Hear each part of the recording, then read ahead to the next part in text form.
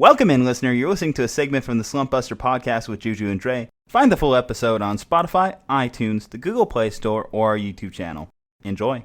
XFL Week 2 in the books. We now have my Houston Roughnecks sitting at a outstanding 2-0. Hopefully they don't let me down like the Niners. Hopefully they don't get to that championship game and blow a 10-point lead. But we can only wish. While Dre's LA Wildcats are 0-2. Steven, have you adopted a XFL team as your own quite yet? Not yet, but I did read an article today that Philadelphia did put in a bid or a domain to get an XFL team next year, which kind of tells me that the XFL might kind of last, which is kind of cool. It puts that Band-Aid of the off season from February to August. There's really nothing except baseball, but you got the XFL, and I think it's okay right now, but I haven't adopted a team yet at all. I'm just enjoying watching football. One of the things I'm very impressed with, because we haven't talked about the XFL since it's officially debuted. The last time we talked about it was still a couple days before the debut of the season. The broadcast quality is fantastic. I really enjoy the announcers. It looks professional. It doesn't look minor league in terms of the aesthetics. Mm-hmm. Now, in terms of the play, you can definitely tell it's minor league football. That's exactly what it is, because you just look at Matt McGloin's game tape from this past week. So the XFL, one of the brilliant things that's come out of it is, of course, our access to the field to hear what the players are talking about. Matt McGloin's comments on, we got to change everything immediately. So a guy throws 2 picks and was pissed off talking to the sideline reporter. And then you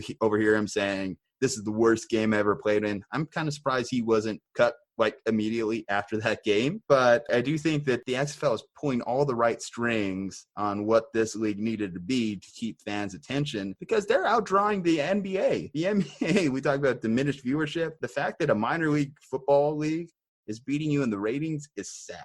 Well, obviously, it goes to show you that football is king in America. Even if it's minor league football, people still want to watch. And I think, of course, it's not the NFL, there's obviously a huge drop off in play, but I think the XFL has done a pretty decent job with their presentation of the game and how they're playing it and how the way they're doing things. You said it yourself, the on-field access is actually pretty cool. You get to hear what the players are seeing on the field, what's going on, what the situation is. The only problem that I see, well, it's not a problem, not a major problem, is that the defenses are ahead of the offenses in the XFL. When that gets evened out, I think it's going to make an even better product for the XFL.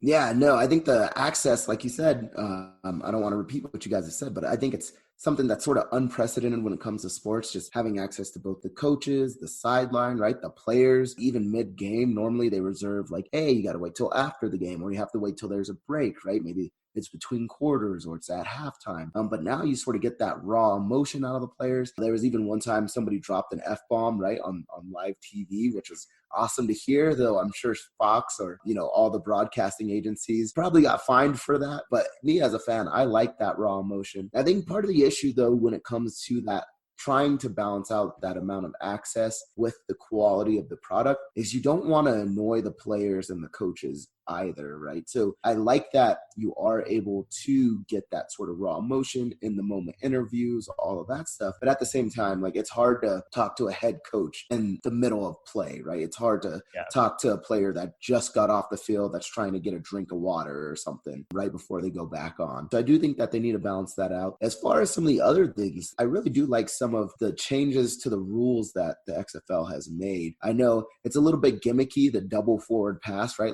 You could throw a forward pass as long as you're behind the line of scrimmage one time, and then they could throw it again if they're behind the line of scrimmage. I think it's a little bit gimmicky, but can make for some really cool, interesting plays. And then the kickoff returns as well, I think are kind of an interesting change, the way that they line up for kickoff returns and kickoffs. There's definitely something to that kickoff return. There's been some almost breaks, and it's just a lot more exciting than I imagined it was going to be, because the kickoff has just been slowly dying. We're long since removed from the days of Devin Hester, where you just see a guy consistently pulling them back. Ever since the NFL moved it up the field a little bit, most of the time that ball just sails out of bounds and it's a dead play. So whatever, put the ball at the 25-yard line and let's move on. But now I'm enjoying what I'm seeing with the returns in the XFL. You brought up a great point, Steven. The offenses have not caught up to the defenses quite yet. If I'm watching an XFL game, and I'm being honest, I don't want to see a game that's tied 3-3 at halftime. And that happened this past weekend. I definitely do want to see a little bit more of a bonanza. I want to see offenses just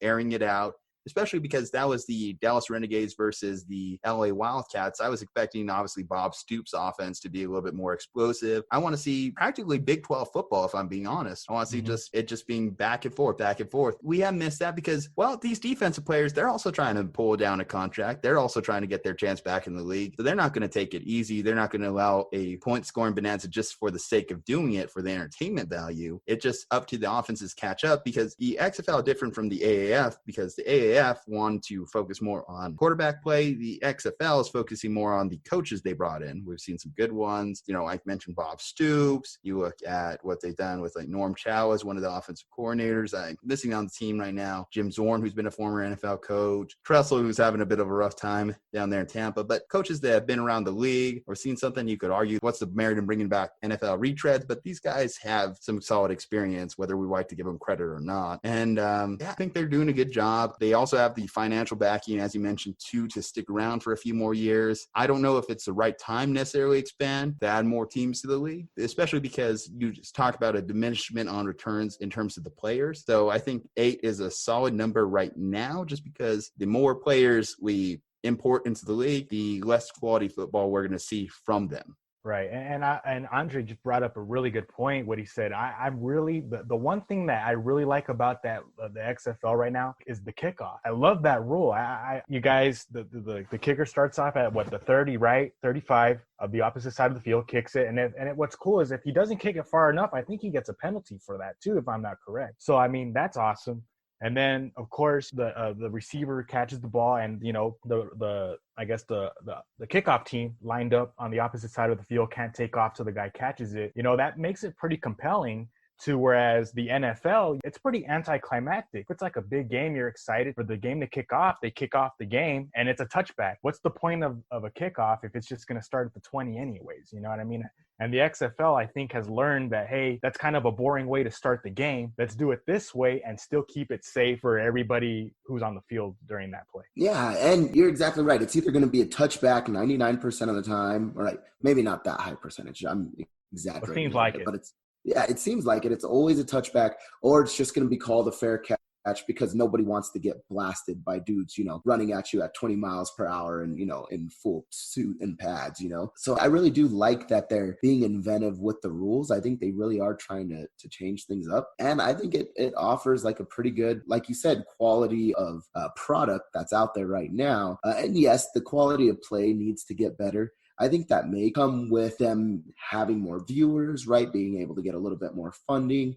Maybe they're starting to attract some more talent that the NFL maybe overlooks, right? So I'm hopeful for the league. I think that they got great things going for them. Hopefully they can continue.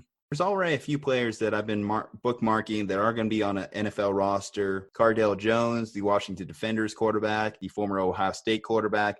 He's looked pretty good. He was previously a Chargers backup. He's going to be on a roster this fall. PJ Walker, the Houston Roughnecks quarterback, I fully expect him to get on a roster because he's been looking good too. It's kind of a long route he's taken to end up where he is right now with Houston, but so far it's paying off. They're looking like one of the best teams in the league. Their offense is really booming. I'm impressed. Granted, you could probably say it's because of the camera angles, but the fans are definitely too much when it comes to the mile-long beer luge that they managed to create, or the fact you have players that are in their post-game shotgunning Bud Light Seltzer. They know what they are, and they're having fun with it, which I think is about the most I can really ask for. It's like whenever I go to a AAA Isotopes game or something like that, I want to see them having fun, you know, because I know I'm watching a lesser quality of the game. I've already accepted that, but to actually have that environment, that fun environment, because I'm planning on going to a Houston Roughnecks game this season. That's going to happen. I'm going to grab a hopefully not too expensive beer and hope that I see a decent game. Hopefully one, like I mentioned, that does have quite a bit of offense, because that's what I want to see